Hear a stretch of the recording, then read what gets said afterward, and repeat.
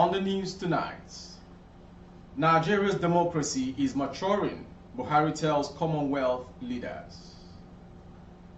I will follow Umar Yar'Adua's example as president, Tinubu speaks. Fresh 1,700 Nigerians fleeing Sudan crisis to arrive Nigeria today. We will update voters register when we receive resolution from reps. And to the next headline, Ekweremadu, lawyer seeks King Charles intervention. Finally, on sports. Super Eagles goalie Adeleye pens new contract with Apoel, a club side in Israel. For more updates of our broadcast on YouTube, the handle is BGI TV Current. Kindly subscribe and click on the notification bell and select option all to access all of our broadcasts. Now the news in detail. President Muhammadu Buhari has described Nigeria's democracy as maturing, expressing satisfaction with the conduct of the 2023 general elections in Nigeria, which he noted has left lessons to be learned to better subsequent polls. The president stated these on Friday while addressing his colleagues at the Commonwealth Leaders Summit as part of the major event leading to the coronation of His Majesty King Charles III as King of the United Kingdom and leader of the Commonwealth. According to a statement issued by the Senior Special Advisor to the President on Media and Publicity, Garba Shehu, the President told the summit that the elections saw a remarkable turnout of voters, and in spite of some pockets of violence, the people demonstrated that a government can be elected peacefully and fairly. President Buhari further highlighted the key role Nigerian youth played during the elections, as well as in support of national development. He attributed a great part of this youth participation in the general elections to the ascent of the not too young to rule and to run bill signed into law by his administration in 2018. The Nigerian leader also said the country would host the Commonwealth Youth and Students Summit for African Region with the theme Making Change Happen in Abuja from May 9th till 11th this year. Going on to the next story.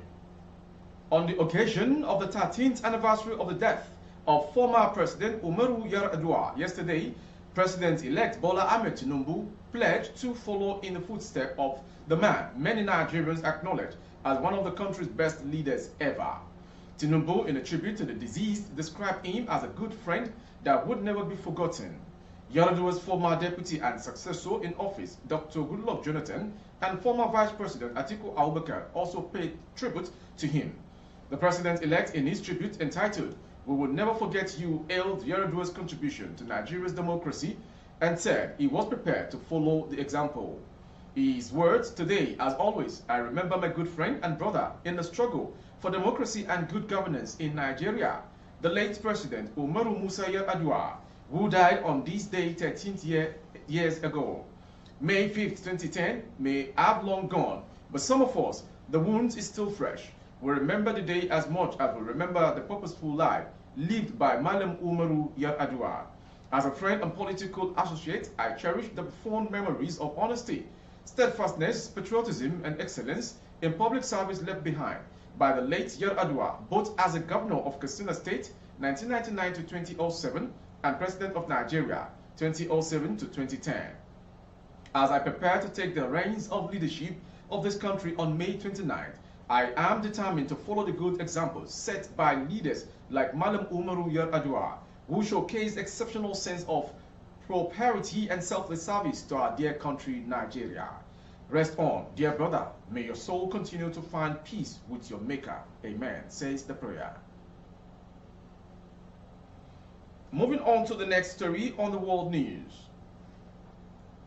The Nigerians in Diaspora Commission, NIDCOM, says about 1,700 Nigerians remaining in Sudan will be evacuated in a matter of hours. Mr. Abdurrahman Balogun, head of Media, Public Relations and Protocols Unit, NIDCOM, on Saturday said these was included in the highlights of the multi-agency briefing at the Nnamdi Azikiwe International Airport on Friday. Balogun said the briefing stated that the next batch of returnees were expected to flight in another 12 hours or less, all things being equal. He also stated that all issues relating to the delay of other flights had been resolved and cleared diplomatically. Balogun said the briefing stated that the previous flight came aboard Taco Airline flight B7B3/300 with 128 females and 2 males. First batch was C-13 nav of 102 PAX, and the second batch was Air Peace with PAX 274. Going on to the next story. The Independent National Electoral Commission, INEC, says it is yet to receive official communication from the House of Representatives on its resolution regarding the nation's voter register. The Chief Press Secretary to INEC Chairman Rotimi Oyekomi told newsmen on Friday in Abuja while reacting to a publication by the House of Representatives calling for the removal of fixtures names from the register. The House had made the resolution at its plenary on Thursday after the unanimous adoption of a motion of urgent public importance. The motion was moved by a member, Leke Abejude, representing Yagba East West Mokpamuro constituency in the 9th National Assembly. Our attention has been drawn to media reports of the resolution passed by the House of Representatives on Friday, asking INEC to take certain actions on the National Register of Voters, Oyekomi said. However, it is also the tradition of the House to officially transmit such resolutions with details of what transpired to the Commission each time such specific resolutions are passed to enable INEC to take the required steps. But the Commission is yet to receive any communication from the House to that effect. Therefore, I cannot respond to the basis of such media reports. From that story, we go to Nigeria/UK as regards Ekweremadu's case.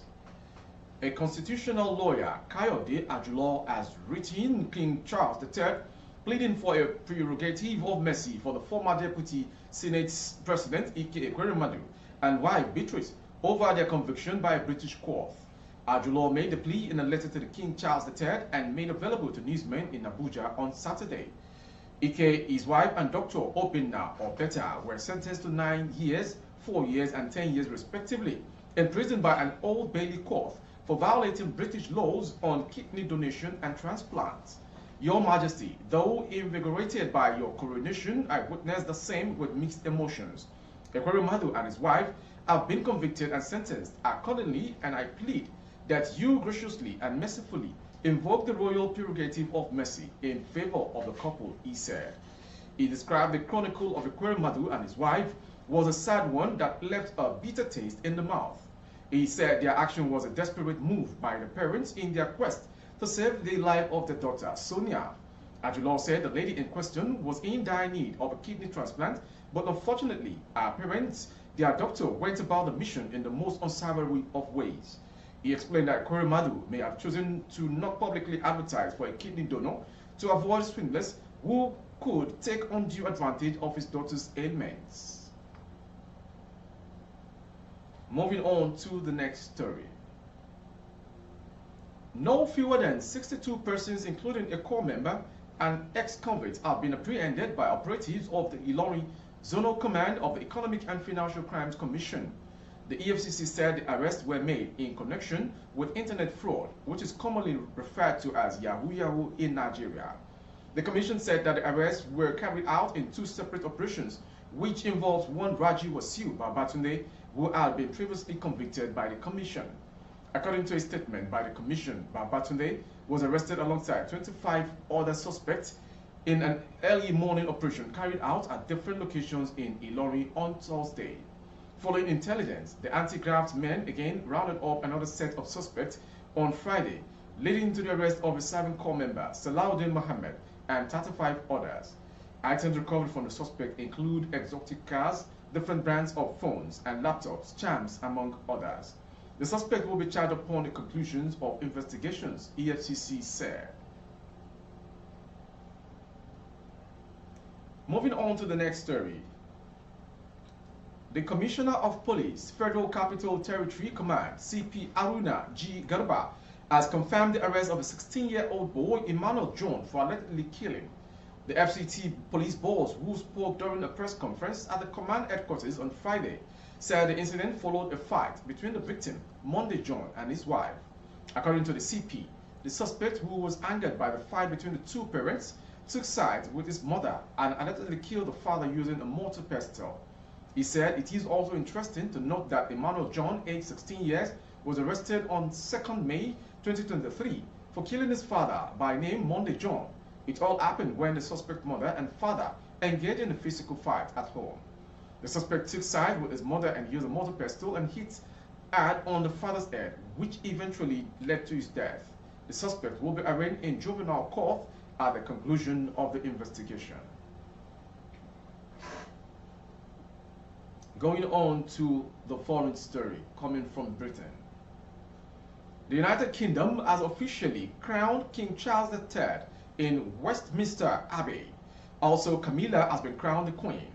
The coronation is coming for the first time since 1953. About 2,200 people, including the royal family, celebrities, faith leaders, and heads of state, Commonwealth leaders, witnessed the beautiful coronation. As of the time of filing this report, the royal couple were being ferried in their gold coach to Buckingham Palace in another beautiful procession as they greet crowds from the palace balcony.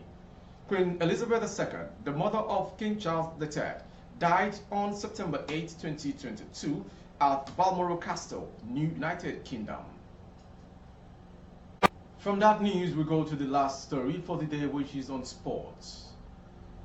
Nigeria goalkeeper Adebayo Adeleye has penned a new 3-year contract with Israeli Premier League club Hapoel Jerusalem.